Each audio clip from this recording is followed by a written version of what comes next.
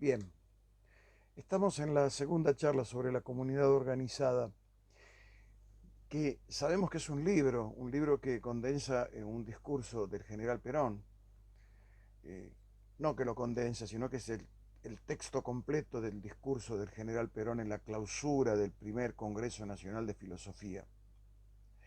Pero además de ser un discurso contenido en un libro, la comunidad organizada es un libro, es un objetivo, es el inicio y la culminación de la obra de Perón. Porque un gobierno que no se basa en la comunidad, en sus principios, en sus tradiciones y en sus costumbres y en sus necesidades, será siempre un gobierno de paso. Quienes quieran realizar una obra de gobierno sustantiva, enraizada y con proyección de futuro, deberán hacerlo desde la comunidad, para la comunidad y con la comunidad. Ese es el hecho de la comunidad organizada. Es un concepto de la política. Un funcionario no llega a un gobierno para hacer lo que quiere, sino para hacer lo que la comunidad necesita que haga. Y por eso ese funcionario será mejor si antes de ser nombrado como tal, forma parte de esa comunidad y además la conoce. Yendo al segundo capítulo del discurso del libro de Perón, nos dice ahí que las personas de nuestros días están tan necesitadas de una explicación como lo estaban aquellas para las que Sócrates planteaba sus problemas. Sócrates fue un filósofo que vivió 5 siglos antes de Cristo. Una explicación, dice Perón. ¿Sobre qué?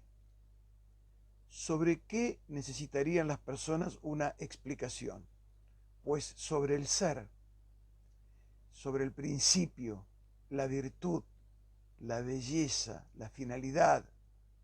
Grandes preguntas sobre las cuales los griegos de aquellos tiempos y de muchas otras civilizaciones trataron de formular sus tablas de moral y sus principios de ética. Tanto en Grecia como en otras civilizaciones se planteaban grandes principios para formular sus principios de moral y sus tablas de ética. El ser humano, consciente o inconscientemente, se formula hoy también esas preguntas. Y Perón sostiene que como no han sido respondidas aún, no es bueno permitirnos extraviar al hombre con verdades superficiales o con simples sofismas. Los filósofos de la antigüedad se formulaban estas preguntas y se las hacían a las personas del pueblo. ¿Ustedes conocen algún o alguna dirigente de la política que pregunte estas cosas? Yo conozco a uno, el general Perón, que hablaba en la CGT y en distintos ámbitos con obreros de la construcción, con soderos, con electricistas, y les planteaba cosas de suma profundidad y en idioma coloquial. La edad del materialismo práctico, dice Perón, continuando con el texto, produjo un gigantesco progreso económico, pero redujo la visión interior de cada persona, que no tiene la misma medida de su personalidad, no podría tener la misma medida de su personalidad cuando estaba debajo de un árbol, que ante el ruido, la velocidad y la síncopa de las modernas ciudades. Esos excesos, el ruido, la velocidad, el desenfreno sexual, la búsqueda de satisfacción a través del exceso de alcohol o de diferentes drogas, o llenándose de pequeños utensilios, de pequeños cachivaches tecnológicos, solo son sustitutos de carencias espirituales. La humanidad pasó de la casa de adobe al gigantesco rascacielos sin haber sido preparada para eso. Pero el ser humano puede desafiar cualquier contingencia favorable o adversa si está armado de una sólida verdad. En el caso contrario, es posible que no consiga establecer la relación entre su yo íntimo y el mundo en permanente cambio. Por eso, dice Perón, es necesario que la filosofía recobre su rol original, iluminando formas y objetos antes inadvertidos, porque es de los elevados espacios de donde procede la norma que articula el cuerpo social y corrige sus desviaciones. A ver, detengámonos un minuto aquí. ¿Qué es la norma?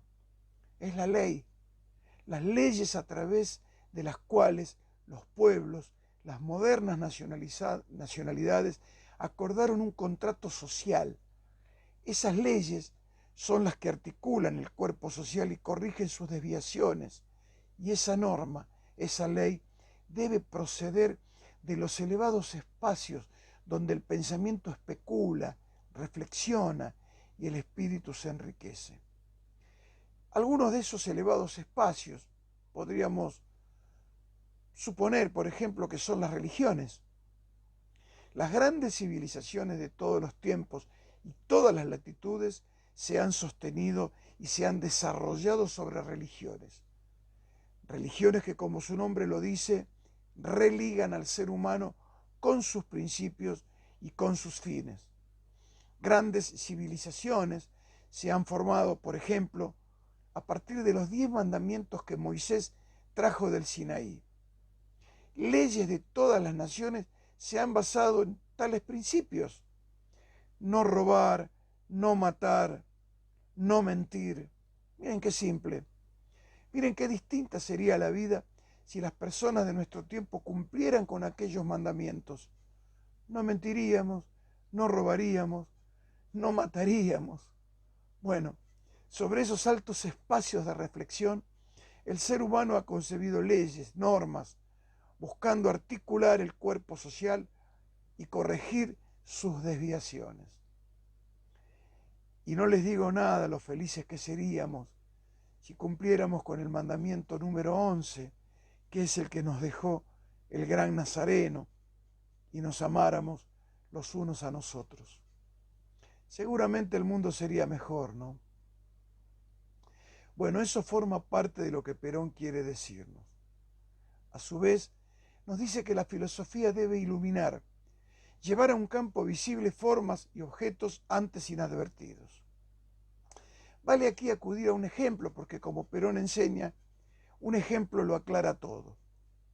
En el mes de junio de 1972, las Naciones Unidas realizaron en Estocolmo la primera conferencia mundial sobre ecología y medio ambiente.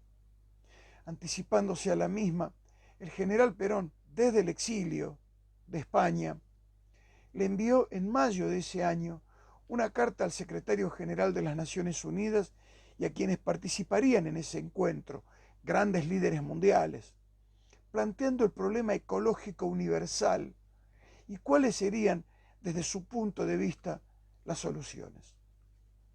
He ahí un acto de filosofía concreta de Perón, iluminando ese objeto que había pasado inadvertido para muchos en el mundo y para muchas y muchos de nosotros que teníamos unos 20 años o menos y de la ecología no sabíamos ni siquiera qué quería decir.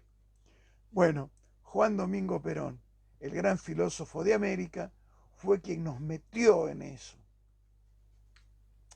Bueno, sigamos. En el capítulo 3, el general compara la crisis de valores de la Edad Media con los de nuestra comunidad. Y nos dice que si la crisis de la Edad Media condujo al esplendor del Renacimiento, la de nuestros días, en los que las personas son más libres y poseen una conciencia más capaz, podría darse un renacer más esplendoroso. En los albores de la Edad Media, para la humanidad, algunas verdades permanecían cerradas y custodiadas, y el pueblo se alimentaba solo de fe. Pero nos dice el general que nosotros no tenemos el mismo problema, el mismo rigor que tenía la humanidad en la Edad Media. Nuestro rigor es de otra clase. No tiene ante sí, o no cree tenerlo, un infinito.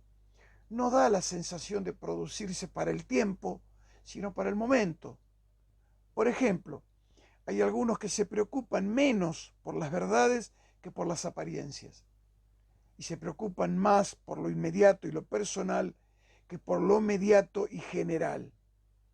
Muchos piensan en las próximas elecciones, cuando en realidad deberían pensar en las próximas generaciones. Y eso es grave. Cuando alguien decide dedicarse a la conducción de un pueblo, debe prever, anticiparse al futuro general, para lo cual quien conduzca deberá desertar del presente personal. La gran tarea del pensamiento filosófico, concluye el general en este capítulo, debería ser el acompasar el progreso material del hombre con el progreso espiritual. Y aquí volvemos a mencionar algo que será permanente en este libro y en todo el pensamiento y las realizaciones peronistas: la armonía entre lo material y lo espiritual. Porque una de las llaves sustantivas para entender a la comunidad organizada y al peronismo es entenderlo como expresión de armonía y equilibrio, de proporción entre los derechos del individuo y los derechos de la comunidad, y de armonía entre los valores materiales y los valores del espíritu. Bueno, por hoy nada más, los dejo descansar.